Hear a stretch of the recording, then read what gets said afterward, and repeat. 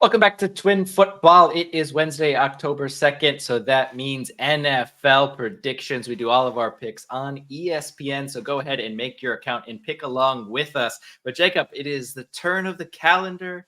A little bit crispier weather out there. Week 5, we're starting to dive into the bye weeks.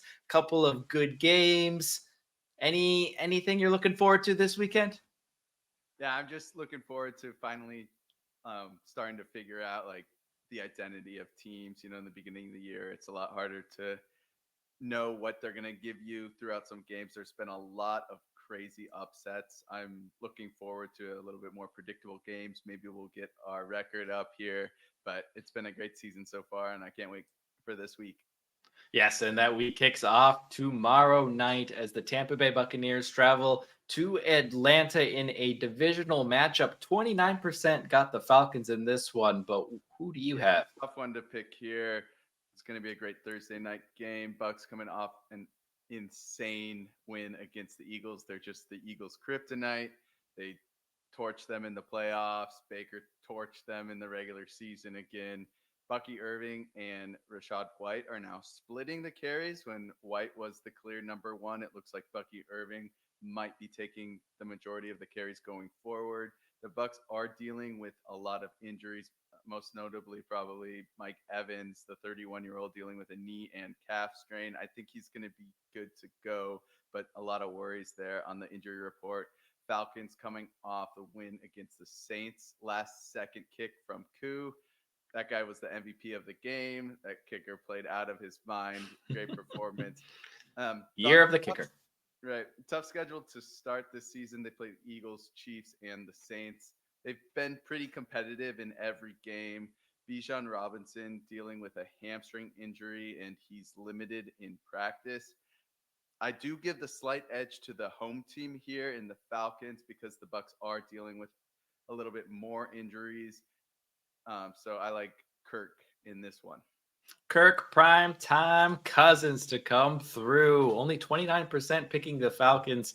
Probably because everybody been impressed with Baker Mayfield, a top 3 fantasy quarterback, but no one as impressive um, at Sam Darnold to start the season so far. 4-0 the Vikings are as they welcome in the New York Jets, who were in turmoil against Denver last time out. I mean, Garrett Wilson going right, Aaron Rodgers throwing left, Brees Hall 3.1 yards per carry so far this season.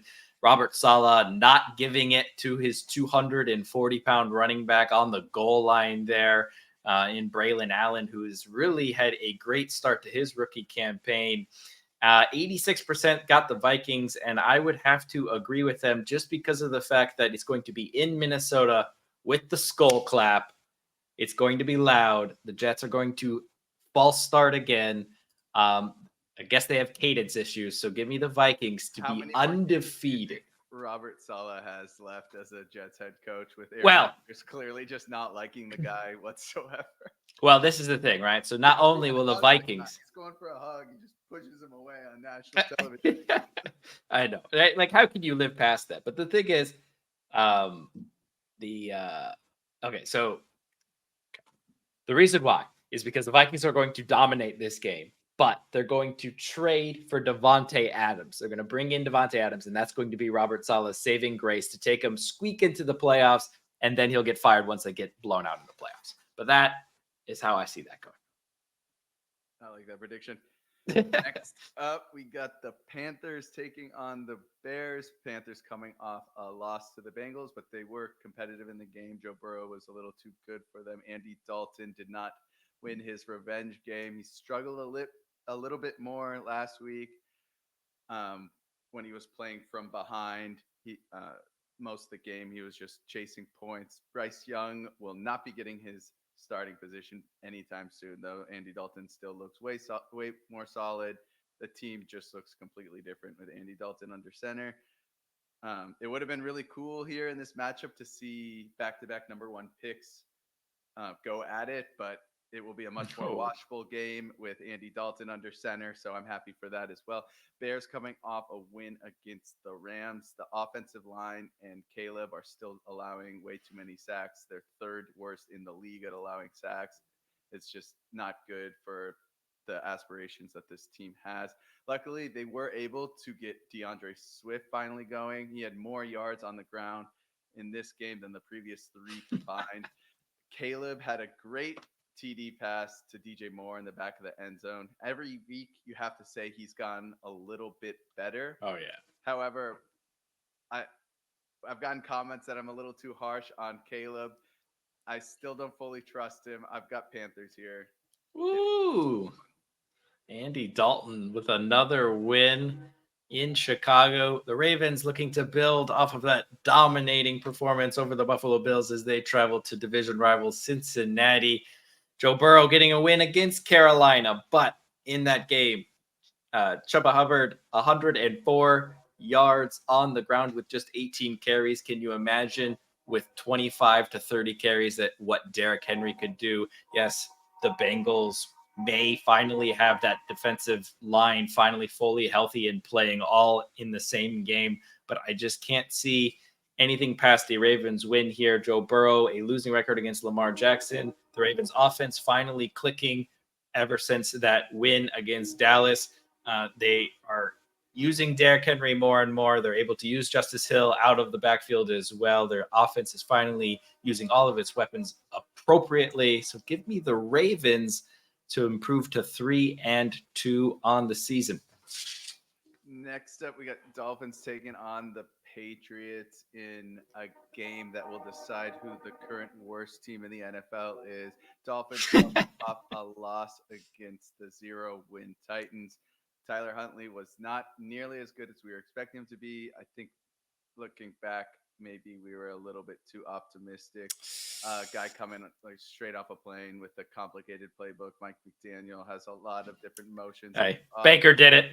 Um, Baker did it, maybe in a slightly different situation there.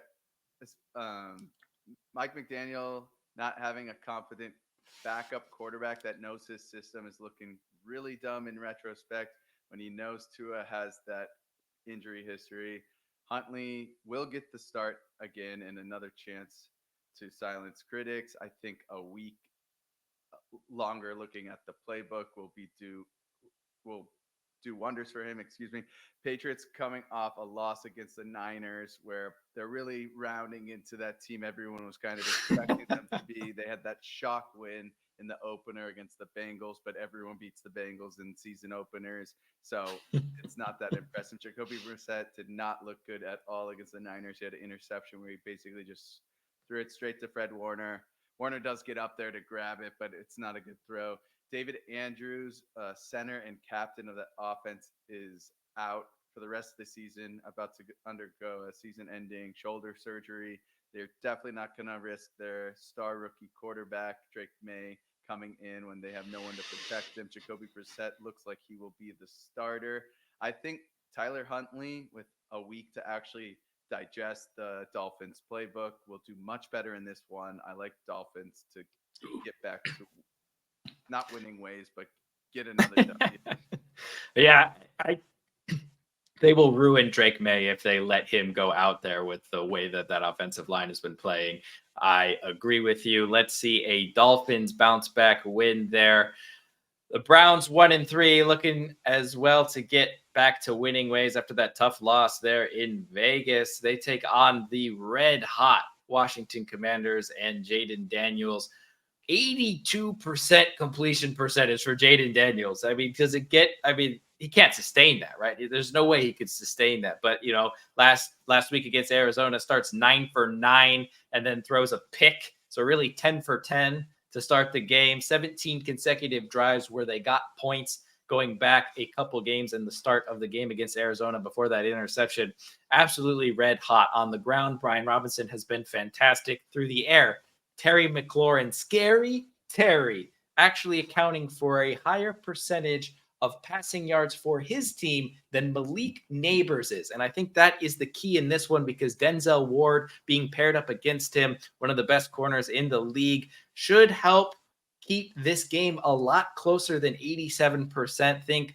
But Myles Garrett being out, Brian Robinson playing well, and what is the McNichols coming out last week with Aston Eckler being hurt, had a great game out of the backfield as well when needed, when they needed that rotation. So give me Washington at home, but I think a lot closer than 87% in that one.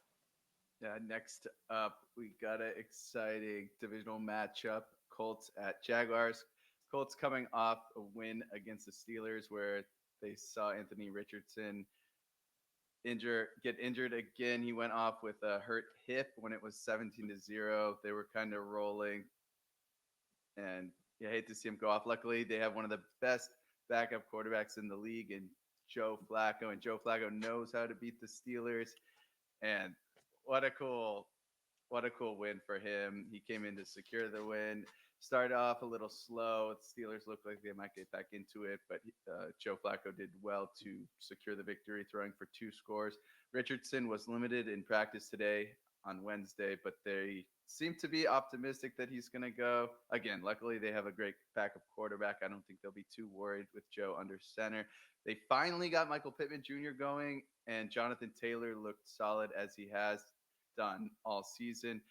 Taylor, though, with a high ankle sprain, he did not practice today. We'll have to keep tabs on that. That would be a huge blow to an offense that has relied on that run game.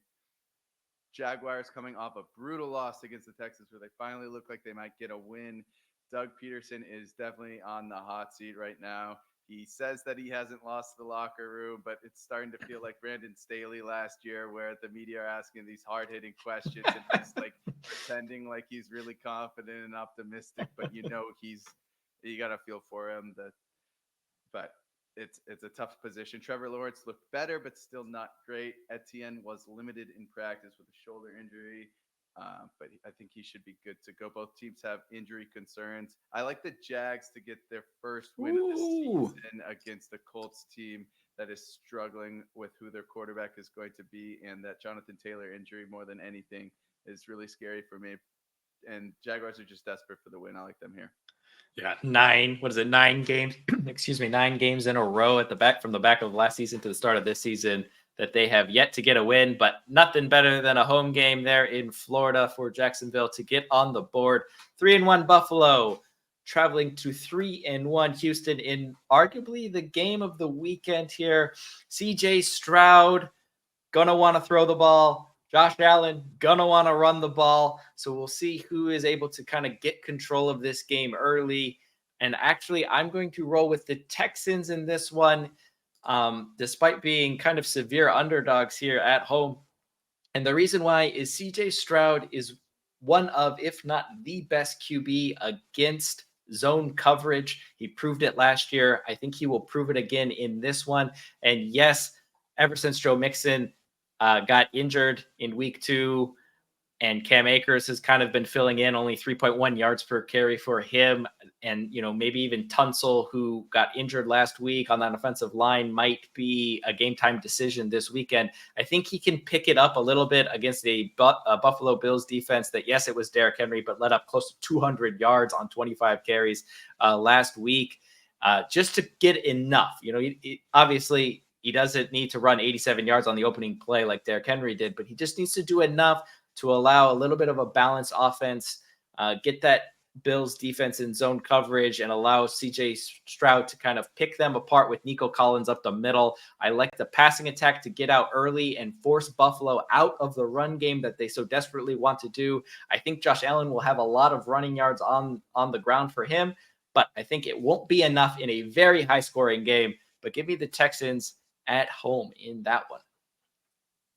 Next up, we have the Raiders taking on the Broncos, where uh, people are 50-50 here on who's going to win this matchup. Raiders coming off a win against a bad Browns team. Gardner Minshew was not great, still got the W. A couple bright spots in this game. The run game was pretty solid. Alexander Madison had a few big runs. Antonio Pierce seems to hint that he should get more touches. We'll see if that happens. Who else is going to get touches now? Yeah, right. Defense looks solid, so that's good. Max Crosby will be back this week. Devontae Adams is not playing though with a hamstring injury. That is not a hamstring injury. He's getting traded, so that's a huge blow for the Raiders. Broncos coming off a win against in an ugly game against the Jets. They've got 2 wins in a row out of pretty much nowhere. Uh, Bo Nix has figured out the key. Just don't throw interceptions, and you got a chance with a solid defense. His first 15 throws of the game generated a staggering -7 yards combined. Never seen anything like that before. He came back though in the second half, got his first touchdown pass to a wide open Cortland Sutton. He he almost overthrew that, but he still got it there. Um, Only of the season. Nasty Only. weather. They still got the dub without Devonte Adams playing, and Broncos on a little hot streak here. I'm leaning Broncos at home. This is a very tough one to pick. I don't love it, but I'm going Broncos. Oh, the fact that the Broncos are going to have a winning record after 5 games is just It feels like the baffling to Broncos me. last year. Especially when the Arizona Cardinals sit at 1-3 and have to travel to San Francisco. Kyler Murray, just his decision making. I want, how they have those different camera angles that you can kind of switch to depending on what streaming service you're using. But I really would love the one right behind Kyler Murray. That I wish we had a lot more of, because you would just be able to watch all of the open wide receivers go across the middle and just not get hit by a ball. I mean, they're getting out of breaking routes, waiting for the ball, allows the defender to catch up to him, get a hand on it, make it the tougher catch that it needs to be. His decision making is too slow right now. He's not running enough to kind of give himself a little bit more room for error and keep the defenses a little bit more honest in terms of covering downfield. And I think the linebacker play, San Francisco, Fred Warner, is going to eat this up. Give me San Francisco at home. Despite kind of their offensive injuries with their skill players, I like San Francisco in that divisional matchup at home. Next up, we got the Packers taking on the Rams. Packers coming off a narrow loss against the Vikings.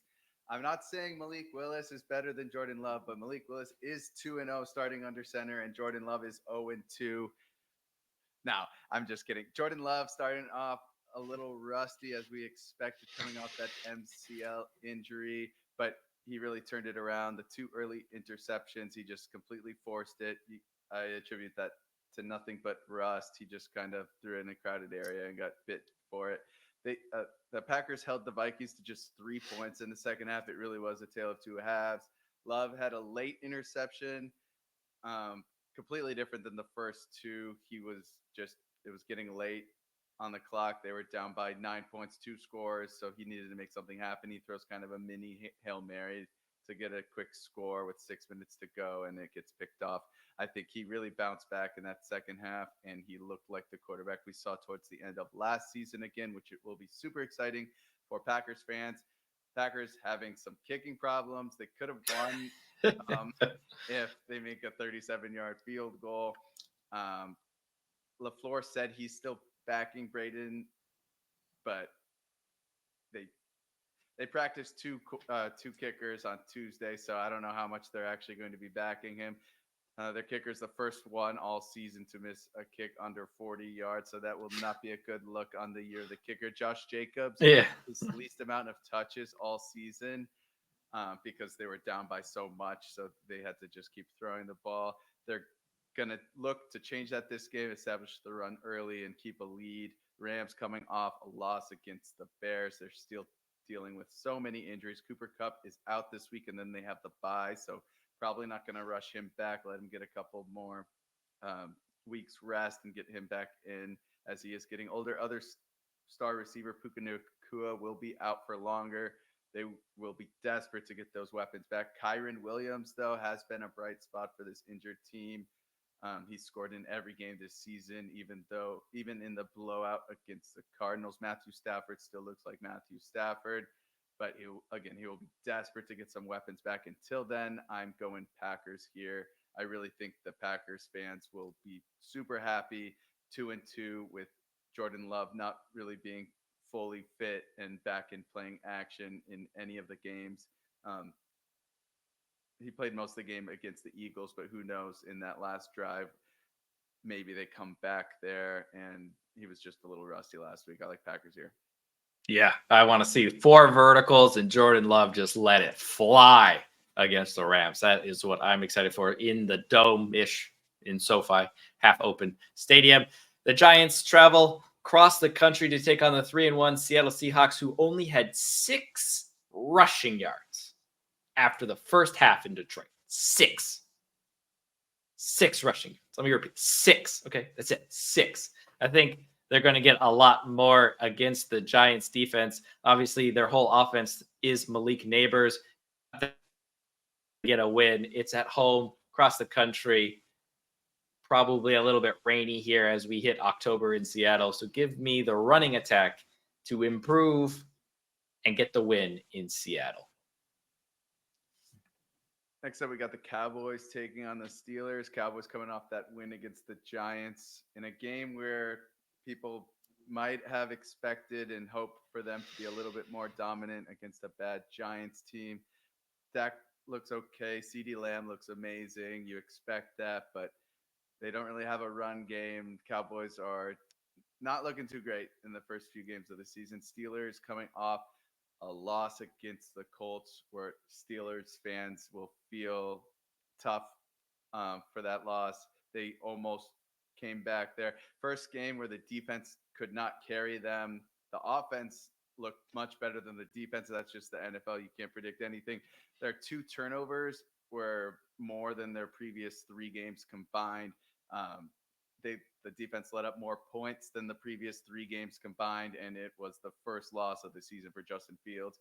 He had a solid game. He looks like he will still be QB1, but you have to be that's a hard mental position for him when you got that Super Bowl winner right behind you trying to steal your starting spot as Russell gets healthier. So who knows? Maybe Justin Fields is starting to get a little bit nervous and turn over the ball a little bit more when he's got that little bit of nervous situation. I like Cowboys here, but I think this will be a close one.